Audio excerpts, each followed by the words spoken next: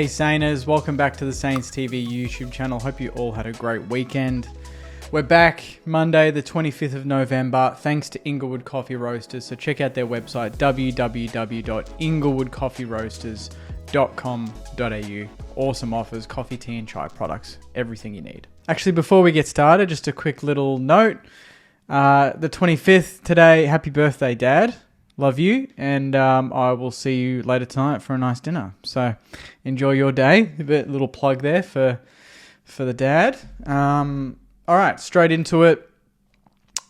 The draft wrap. That was the big news of the week. We all know it's been well documented, well covered. We did a live on the first night, which was a lot of fun, a bit stressful. Just to kind of summarize what we did. Toby Trevalia at pick 8. Alex Tyrou at pick 10. James Barrett, pick 32, fullback. Hugh Boxall, pick 45, midfielder from Perth. Alex Dodson, best ruck in the draft at pick 53 from West Adelaide. And then Patrick Said at pick 60, midfield forward from the Calder Cannons. On top of that, we also brought in Oman Armstrong from Ireland, category B rookie. And we re-rookied Brad Crouch, which a lot of people kind of had question marks about because that meant that we didn't select Hoffman. He went to Geelong, NGA boy, and also Adrian Cole didn't get a call up, as well as Elwood Peckett, father-son. So it's been a lot talked about NGA father-son in general, and we had both, and it looks like we've elected to just not select both. And potentially Cole and Peckett can train, and maybe there's a chance they get picked up later on. I'm not too sure, but that is the state of play right now. With all of the new inclusions, 7 new faces that will be starting at training in pretty much this week, which is really exciting. Quickly on Brad Crouch, though, I don't know if we're going to just list him on the long-term injury list. I don't know if that was a workaround, re-rooking him. I've heard that maybe financially it's better for the club if that happens, and maybe the AFL have to pay some of his payout, I think. I don't know the rules, but that's what I've heard. If that's the case, I guess it's kind of smart, but also, you know, it kind of takes up a spot. But if he gets put onto the long-term injury list, then you open up a spot and maybe you can bring in a Peckett, or you may maybe bring in Harry Boyd. I know he was the South Australian ruck, mature age ruck we were looking at. He's kind of, his name's kind of been thrown around, but with Dodson, I'm not sure if that's going to affect him, but he's one that maybe in the next week or two we'll see it training, and maybe he will trial out and then eventually get that spot. Not too sure, but we've done that the last couple of years. Caminiti, the most notable one. Perhaps we do that with Harry Boyd as well, so stay tuned for that. AFLW list changes as well.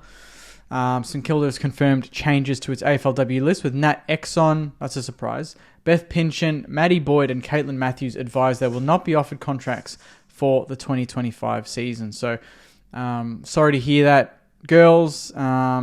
It's always a tough going at the end of the year when the list changes come out, but those are the list changes for the AFLW. We thank all of them for giving their time and effort and passion for the St Kilda Football Club, and no doubt they will be involved in the club in one way or another over the next 12 months anyway. We also unveiled our new crest. We did that last Tuesday. So it feels like a while ago now, but it's still only under a week ago. But to a very good reception. Also, by the way, my cat, he's got some serious... He never has zoomies, but he's got serious zoomies only when I'm on camera. It's just like he knows. He knows I'm on camera, so he wants to try and ruin everything. But he's going a bit crazy, if you can hear him in the background. But the new crest, good reception. Not just Saints fans, a lot of people around the AFL world really, really like it. Very simple. A bit of the 150th, and then not too much of a change that we can't recognise which club we actually barrack for. And the fact that St KFC is now St Kilda is the best change we've done ever. I love that. It looks great on the jumper, even more so when you see it digitally up on the big screens, like during the draft, when you see other clubs, like you see Gold Coast, you couldn't even see it really. Adelaide's kind of grows on you. Ours, though, just bang, it's right there. It's prominent, it's bold, it's in your face. And as a football club, that's kind of what you want to be. You want to be prominent, bold, and in the opposition's face. So I like that. That's exactly the type of crest that we need moving forward, and I'm very happy with that. So, I don't think it's been a bad week on the track or off the track for the Sainers. You know, we've done what we needed to do. But of course, there's always people that love to talk shit and throw fists and that sort of thing. And of course, Damian Barrett, just to round out the video, a little bit of a mention here. What did he say? Let's find it, shall we? So this is basically an article on like the issues facing every club going into next season. Now, just tell me, does this actually mention any issues? Like Brad Scott at Essendon, Ross Lyon at St Kilda will be entering his third year as coach in his second stint in charge of the Saints. It was a nothing year for St Kilda in 2024. It was a nothing year. Just hold that there. No guarantees of positive change for 2025 either. Nothing year, no guarantees of... there's no guarantees of change across the board in anything that you do in life. You have to work for it. You have to put things in place.